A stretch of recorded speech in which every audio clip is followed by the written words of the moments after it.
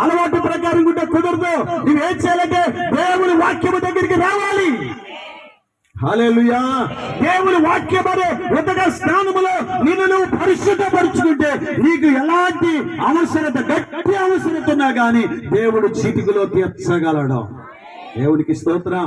మోసే వాళ్ళ మాంసాహారం వచ్చింది కనుక నేను తీరుస్తాను కాబట్టి వాళ్ళు ఒకటి చెయ్యాలి.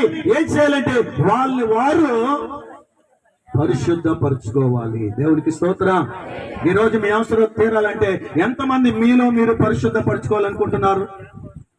ఎంతమంది మీలో మీరు అవసరతల గురించి ఎన్నో తిప్పులు మారుతున్నారు, ఎన్నో బాధలు పడుతున్నారు, ఎన్నో కష్టాలు పడుతున్నారు. ఎంతో మంది చేతులు పట్టుకుంటున్నారు, ఎంతో మంది కాళ్ళు పట్టుకుంటున్నారు. దేవునికి స్తోత్రం చెప్పండి.